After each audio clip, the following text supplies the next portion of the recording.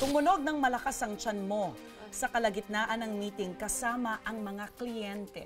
Ilalaban ko. Ilalaban? Oo. Paano? Sabihin ko, ano ba yan? Client meeting, walang pagkain. Ang bilis niyang pakisamahan and mapagmahal siyang tao. Akala ko in person, sobrang niyang madaldal, tigan. Pero opposite na opposite, napakatahimik pala niya.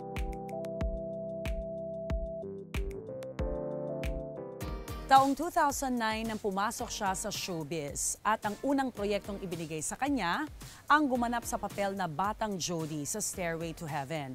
Pero ngayon, waging-wagi ang pagganap niya bilang Happy Lou Magtibay sa rom-com na Inday Will Always Love You. Ngayong gabi, samahan niyo akong bisitahin ang set ng Iwali at alamin natin ang kwento ng tunay na buhay ng young actress na si Barbie Forteza. Isa.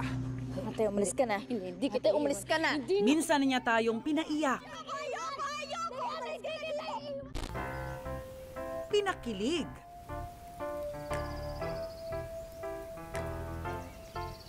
Yay! Talaga, Ninong. at pinatawa. Hindi lang pala mga chismos. Itong mga to mayayabang pa. Walay naman. Wala na po akong trabaho, Nay. Ngayong gabi, mas makikilala pa natin ang young actress na gumaganap bilang si Happy Lou sa romantic comedy series na Inday Will Always Love You o Iwali. Here are 10 things we must know about Barbie Forteza. Saan pa nga ba namin dinayo si Barbie, kundi sa mismong set ng Iwali? Hi, Barbie! Hello po! Siyempre, kung nasan si Barbie, susugod ang tunay na buhay. Pasensya na po. Ito, welcome po sa set Oo nga. namin. Busy ba ngayon? Hindi po, Paano? wala. Lunch Naka-break? break. Yes. Sige, pwede ko bang ma-store sandali? Tara! Okay, let's go. Bahay let's go. ko. Tara, Tayo. bahay namin. Top 10 sa mga dapat malaman tungkol kay Barbie, childhood dream pala talaga niya ang maging artista. Naalala ko, sinabi ko pa lang nung bata ako, mga 7 years old ako nung nanonood ako. Mama, sabi ko, gusto kong pumasok sa TV. Akala ko kasi dati, yung mga artista nasa loob ng TV, literal. Oh, pumasok So, talaga. gusto kong pumasok sa TV. Anong pinapanood mo nun? Sharon. Miss Sharon Madrasta. Canet. Oh, wow. Yes. So, gusto mong pumasok sa TV para umarte. Gusto kong maging artista talaga. Bunso sa dalawang magkakapatid si Barbara Forteza. Kwento niya, simple lang daw ang buhay nila noon. Did you have humble beginnings ba kayo? Opo. Ah, okay. Naggumagawa po dati ng kahon ng yema si Mama. Yeah. Tapos si Daddy po nagde-deliver, tricycle driver po si Daddy. Top 9 naman sa mga dapat malaman tungkol kay Barbie na siya raw mismo nakaranas na mabuli noon. Public school po ako dati. Okay. Grade 1 hanggang grade 4. Alright. Sa uso po sa amin, food tray. Uh-huh. Parang sa isang classroom, may food tray lang, nagbebenta kung ano yung mga meron doon. Tapos, may kaklase ako na in charge sa paglilista ng Noisy, na kapag hindi ko siya pinautang, nililista niya ako sa Noisy. Eh kapag nasa Noisy ka, ikaw ang huling pipila. Eh minsan hindi na ako nakakaabot sa pagkain. Pero ₱5 piso lang naman yung utang. So, kung i-assess mo yung buhay estudyante nung elementary, was it a happy student life or nabawi naman ba yung mga ganyang insidente? Siguro kaya ginusto ko maging artista. Kasi parang sabi ko, papakita ko sa kanila na na may kaya akong gawin, ganyan-ganyan. Talaga? Kasi nga din nila ako pinapansin. At nagbago nga ang lahat nang matupad ni Barbie ang pangarap na makapasok ng showbiz. Top 8 sa mga dapat malaman tungkol kay Barbie. High school daw siya noon nang magsimulang lumabas sa mga commercial. Mula sa paglabas sa mga commercial, nabigyan si Barbie ng kanyang kauna-unahang acting stint. Siya ang gumanap na Batang Jody sa Pinoy remake ng Korean novela na Stairway to Heaven taong 2009. Hindi rin kita iiwan. Promise ko rin din sa'yo. Hindi ako mawawala sa tabi mo. Taga Binyan, Laguna po kami. Mm-mm. So lumuluwas po talaga kami. Bus, MRT, ganyan. Sabi namin, nakakailang audition na tayo. Sayang yung pera. Yes. Kinausap ako ni Mama, sabi niya, ito ba talaga yung gusto mo? Kasi kung ito talaga, mag-iipon tayo para may pamasahe tayo. Oo. Kung ito talaga, Mama. Tapos may isa kaming audition na young na naman. Oo. Pero yun nga po, young Jody na. Yes. Pupuntahan pa ba natin to? Oo, Mama.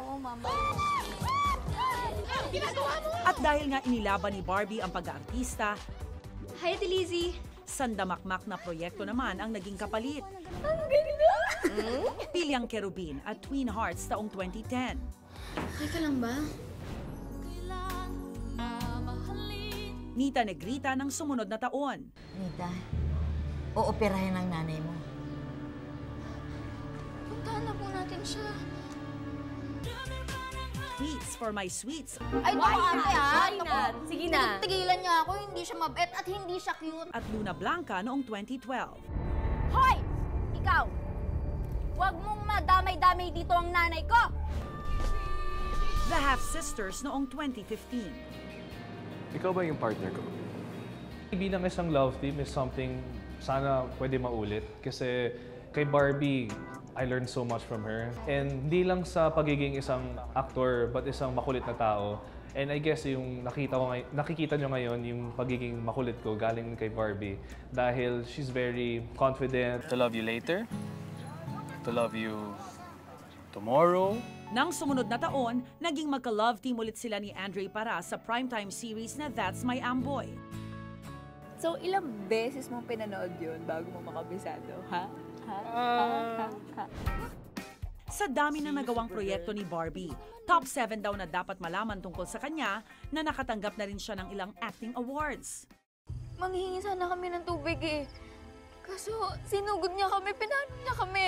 Pero hindi lang sa drama, kundi maging sa comedy, hindi rin pakakabog itong si Barbie. Na linggo-linggo niyang ipinamamala sa variety show na Sunday Pinasaya. Peke balita.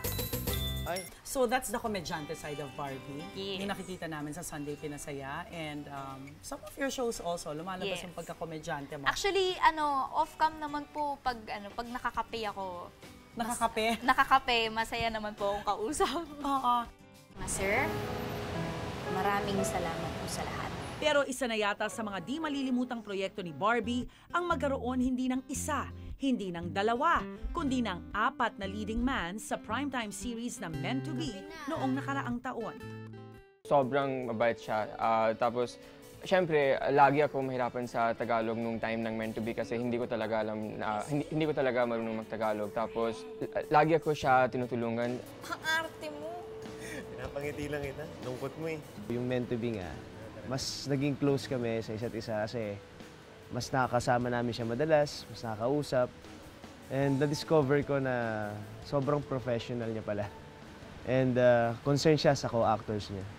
So, sobrang laking tulong nun para maging compatible kami sa isa't isa.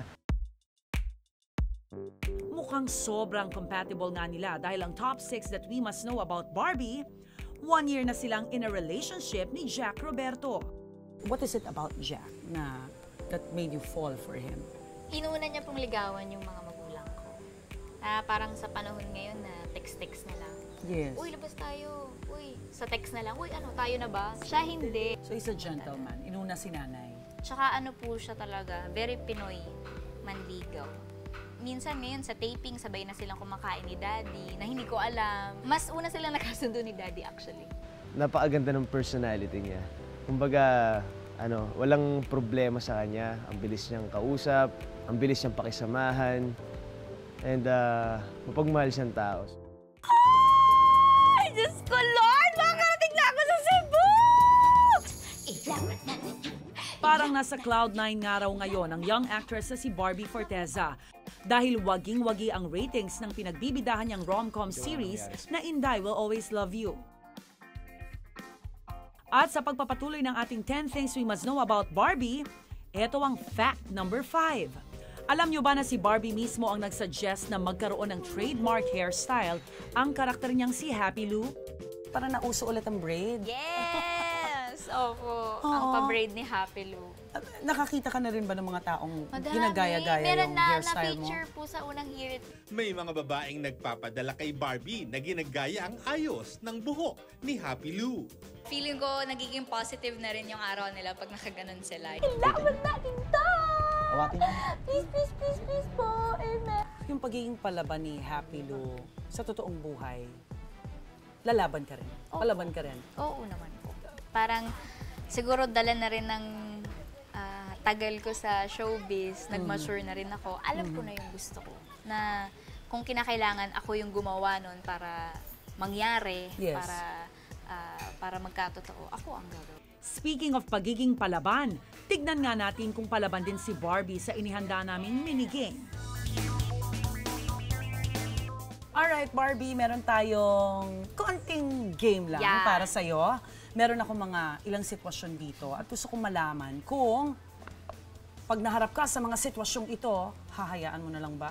Dead man na lang?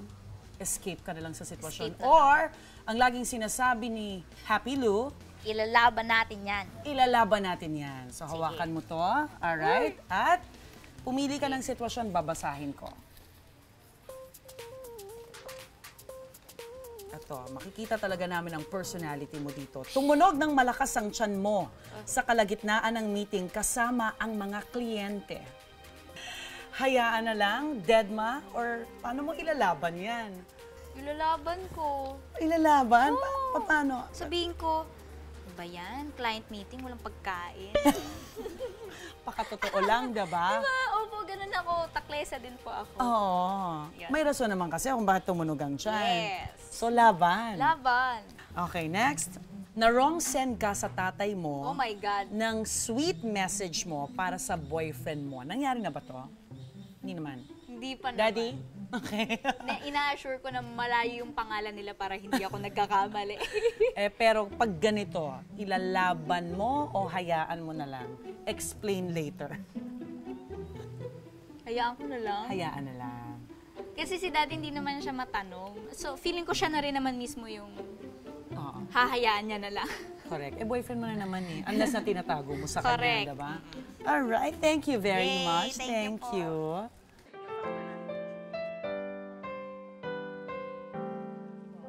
So ito, nirerentahang bahay ng Inday Will Always Yes. Love You. And then, paano yan? Nakahiwa-hiwalay ba? Sama-sama ba kayo? Yes, sobrang naman sobrang ganda naman po ng location namin. May kanya-kanya kaming So the kwarto. boys? Yes. Ano lang po. Ano yan? Ano? Oh my God! Huwag niyo po kami pagalingan. Ano meron? Si Sir Philip. Po. Yes. Always love Ang you. mabait sa'yo. Yes. Isang tanong lang po, Sir Ricky, if you don't mind. How would you describe Barbie? Para sa akin, siya ang modelo ng isang artistang nakaidaran niya. Thank you for your time. Thank you very Thank much. you, Direk. Kape tayo, kape. Hello po. Mga ladies. Hello. Talagang bonded ang grupo kasi magkakasama din kayo, ano? How would you describe Barbie? Kasi dati kasi, pag nakikita ko lang si Barbie kasi diba napaka-versatile niya, pero Oo. sa comedy, pwede siyang, so akala ko, in person, sobrang niyang madaldal, tigan, pero opposite, napakatahimik pala niya. Oh, okay. Parang miss na miss niya lagi yung kama niya sa table. Correct! Pag ginising mo na yan, Miss Barbie, gising na po kasi kayo na pumupunan. Ay parang computer ang utak, alam niya na ang memorize niya na agad yung Walang tantrums. Ayan ang mga usong hairstyle ngayon. Yes! Si Barbie po mabait po siya. Kasi nung nakasama ko rin po siya sa Men to Be, talagang mapagbigay po siya sa eksena. Oo. Tapos talagang ma-welcome siya sa mga bagong guests. Wow, thank you ladies. Thank you. Sa pagbisita ko dito mismo sa kanilang set, napatunayan ko ang fact number 4 na love ng Iwali cast si Barbie.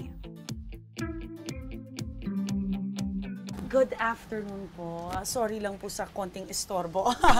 How's the working relationship with Barbie? Napakagaling na artista. Napakagaan kasama. Ang galing mag-memorize kahit anong haba ng lines. Talaga? Grabe. Ibang klase yung utak. Parang lahat ho ng sinasabi nila magaling mag-memorize. Ba't ka pa ba magaling mag-memorize? Hindi ko nga po alam, pero yung periodic table, hindi ko alam yun. Hindi ko samulado yun talaga. Chemical elements, mga ganyan. Hindi ko talaga alam yun eh. Kamusta si ate? Oo. Bilang katrabaho. Masaya ba kasama si ate? Opo. Bakit love mo si Ate Barbie? Kasi happiness po kasi kakapatid kami. Oh, happiness. Happiness. Dagdag ko lang si Barbs, di ba, Mami? Talagang wala tayong maririnig na reklamo. Lagi kong ipinagmamalaki yan sa lahat na nakakausap ko. Kung ano ipagawa, sige lang. Sige lang, go lang. Thank you very much. Magaan ka trabaho. Welcome to my channel! Siyempre, we're aiming for the flushed look. Hindi yung mukhang na-flush. Hindi lang skill sa acting ang maibibida ng young actress na si Barbie Forteza. Dahil pagdating sa pagme-makeup, ay ilalaban din daw niya yan. Diba? Ang fact number 3 tungkol kay Barbie, hindi rin daw siya pakakabog pagdating sa mga makeup tutorial. Kasi naging part na ng araw-araw ko ang pagme-makeup. So marami akong nakuhang mga tips sa mga makeup artists. So talagang ikaw lang? Marunong ka na? Marunong naman po. Tapos mahilig din po ako manood ng mga makeup tutorial sa YouTube. Sabi ko, gusto ko rin magkaroon ng ganyan. You just launched it? Kaka-umpisa pa lang? Nung June 3. Oo. Ano pong pangarap ni Barbie? Gusto kong magkaroon ng sarili kong bahay. Yung hindi na kami lilipat, doon na kami talaga. At kung may dream house, alamin naman natin ang fact number 2 tungkol kay Barbie, ang kanyang dream role. Gusto ko maging serial killer. Ang bait na itsura mo. Hindi ko imagine mag-serial killer ka, but I'm sure kayang-kaya mo. Sana. Kasi yun nga po, yun din po ang disadvantage na pag masyado kong nata-typecast na mabait, ganyan, mahirap ng Ayoko manakit naman. Ayoko namang manakit. Gusto ko lang maipakita na Medyo may gano'n na challenge. Mahilig po kong manood ng mga gano'n, yung mga police procedural, mystery, yan, opo. Mga That thriller. would be interesting horror. to watch. Sa loob ng 8 taon sa showbiz, napatunayan na ni Barbie na kahit anumang role, wala siyang uurungan. At kung pag-uusapan naman ang diskarte niya sa life goals, ito ang fact number 1 that we must know about Barbie. Anong aral ng tunay na buhay ni Barbie Forteza? Huwag mong masyadong seryosohin lahat ng bagay. Go with the flow ka lang, bata ka pa eh. Marami ka pang malalaman, marami ka pang mapupuntahan. Yes. Pag may problema, lilipas din yan. Hanggang sa susunod na Miyerkules, ako po si Rhea Santos. Bawat karanasan, may mga aral na tumatatak sa ating mga puso at isipan. Sama-sama ulit tayong makibahagi sa mga kwentong personal, dito lang sa Tunay na Buhay.